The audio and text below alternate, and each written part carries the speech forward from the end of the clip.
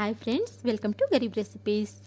Friends, ఈరోజు వీడియోలో ఫిష్ని చాలా టేస్టీగా ఎలా ఫ్రై చేసుకోవాలో చూపించబోతున్నాను.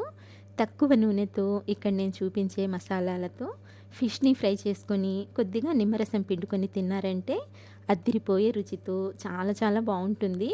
మరి నోరూరించే ఈ చేపల వేపుడిని ప్రిపేర్ చేసుకునే ఆ సింపుల్ ప్రాసెస్ ఏంటో లేట్ చేయకుండా చూసేద్దాము.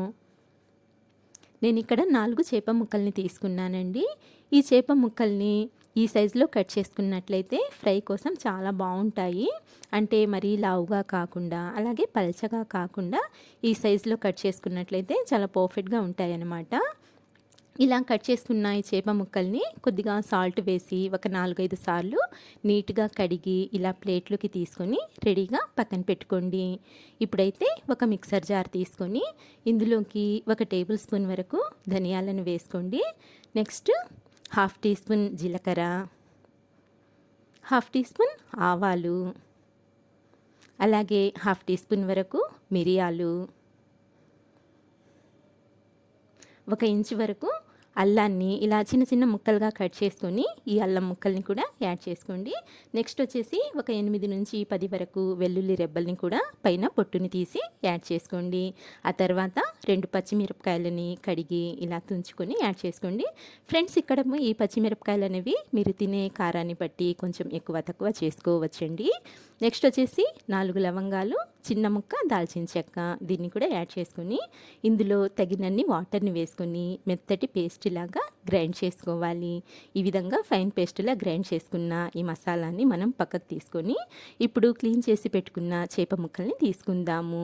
ఈ చేపల్లోకి తగినంత సాల్ట్ని వేసుకోండి. నేనైతే 1 టీ స్పూన్ కంటే కొద్దిగా తక్కువే వేసాను ఫ్రెండ్స్. అలాగే 1 టేబుల్ స్పూన్ వరకు కారం కూడా వేసుకోండి. నెక్స్ట్ 1/2 టీ స్పూన్ వరకు పసుపుని కూడా వేసుకొని అలాగే 1/2 టీ స్పూన్ వరకు గరం మసాలాని కూడా యాడ్ చేసుకోండి. ఇప్పుడు ఇందులోకి మనం మిక్సీ పట్టి పెట్టుకున్న ఈ మసాలా పేస్ట్ని కూడా యాడ్ చేసుకోవాలి. ఇలా మొత్తం మసాలాను వేసుకున్న తర్వాత సగం నిమ్మకాయ రసాన్ని కూడా పిండుకోవాలి.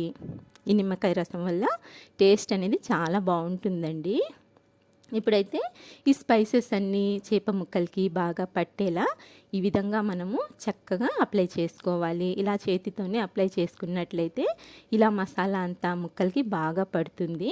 ఇలా మసాలా అంతా కలుపుకున్న ఈ చేప ముక్కల్ని మీరు కావాలనుకుంటే కొద్దిసేపు అలాగే ఉంచుకోవచ్చు, లేదా ఇన్స్టెంట్గా అయినా ఫ్రై చేసుకోవచ్చు. నేనైతే ఇప్పుడే ఫ్రై చేయబోతున్నాను ఫ్రెండ్స్. దీనికోసము ఫస్ట్ స్టవ్ ఆన్ చేసుకొని ఒక ప్యాన్ పెట్టుకొని ఇందులోకి ఒక 2-3 టేబుల్ స్పూన్ల వరకు ఆయిల్ని వేసి ఆయిల్ని కాస్త వేడి చేసుకోండి. ఇలా ఆయిల్ కొద్దిగా వేడైన తర్వాత ఇందులో ఎన్ని చేప ముక్కలు పడతాయో అన్నింటినీ వేసుకోండి. నేనైతే ఇక్కడ 2 చేప ముక్కల్ని వేసానండి. నేను తీసుకున్న ప్యాన్ సైజ్కి 2 పట్టాయి అన్నమాట. ఇప్పుడు గ్యాస్ని లో ఫ్లేమ్లోకి అడ్జస్ట్ చేసి ఈ చేప ముక్కల్ని ఒక 4-5 నిమిషాల వరకు ఫ్రై చేసుకోవాలి. ఇలా 4-5 నిమిషాల వరకు ఫ్రై చేసుకున్న తర్వాత ఈ చేప ముక్కల్ని ఇంకొక వైపుకి టర్న్ చేసుకోవాలి.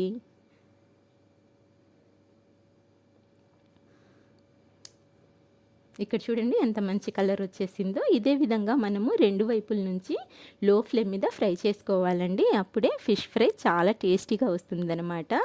ఇలా మనము లో ఫ్లేమ్ మీద ఫ్రై చేయడం వలన ముక్కలు చూడండి ఎంత మంచి కలర్లోకి, పైన క్రిస్పీగా లోపల సాఫ్ట్గా చాలా చక్కగా అంటే చాలా పర్ఫెక్ట్గా ఫ్రై అవుతాయి అన్నమాట.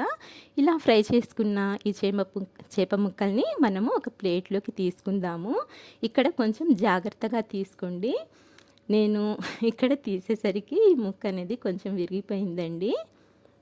ఇలా ప్లేట్లోకి తీసుకొని ఇప్పుడు ఇదే ప్యాన్లో మరో టేబుల్ స్పూన్ వరకు ఆయిల్ని వేసుకొని ఆయిల్ కాస్త వేడైన తర్వాత మిగతా చేప ముక్కల్ని కూడా సేమ్ ఇదే విధంగా ఫ్రై చేసుకుందాము. ఇలా చక్కగా ఫ్రై చేసుకున్న ఈ చేప ముక్కల్ని కూడా మనము ప్లేట్లోకి తీసేసుకుందాము.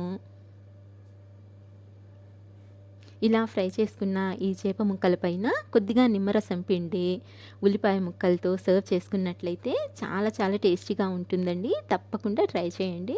సో ఫ్రెండ్స్, చూశారు కదా ఇవాల్టి రెసిపీ. నచ్చినట్లయితే ప్లీజ్ లైక్ చేయండి, షేర్ చేయండి. అలాగే మా గరీబ్ రెసిపీస్ని మర్చిపోకుండా సబ్స్క్రైబ్ చేసుకోండి. ఇంకొక మంచి వీడియోతో మళ్ళీ కలుస్తాను ఫ్రెండ్స్. అంతవరకు బాయ్ అండి. Thank you for watching.